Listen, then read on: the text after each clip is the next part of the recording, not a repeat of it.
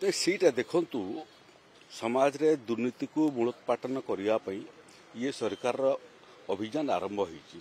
आपण देखिए गुड़िए सरकारी अधिकारी मध्य असाधु व्यवहार पई असाधु कार्य पई विजिलेंस जाल रे पड़िले।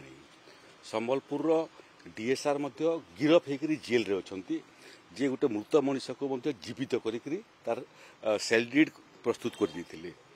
मानेश्वर एडिशनल तहसीलदार से भी जेल रे अछंती। गोटे पर गोटे घटना घटला परे मध्य दुर्नीतिग्रस्त अधिकारी माने निजको सुधारू नाहंती। ये 4 तारीख 5 तारीख 2 दिन राजस्व अधिकारी मानकर सम्मेलन रे तृणमूल स्तर आरआई अमीन ठारू आरंभ करी तहसीलदार एडिशनल तहसीलदार सब collector collector RDC ACS chief secretary समस्त उपस्थित थे।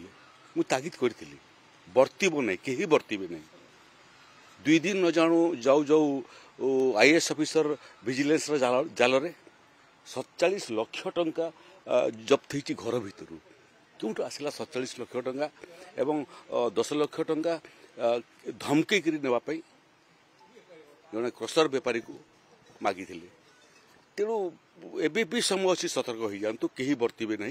जीरो टॉलरेंस अगेंस्ट करप्शन एक जे करिवो से जेल को जोटी थे भी से लोक मैंने आमको सहयोग करंतु कहीं लांच दियंतु नहीं।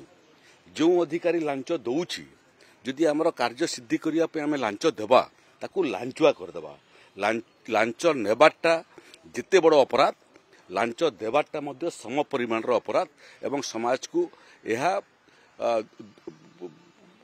क्षतिग्रस्त करुच्ची। तेणु मोर आपणकर गणमाध्यम माध्यम समस्त को अनुरोध आदौ लांच दियंतु नहीं। लांच मागुवा अधिकारी को कार्यानुष्ठान विरुद्ध करने राजस्व विभाग अच्छी आमको सूचना दियंतु।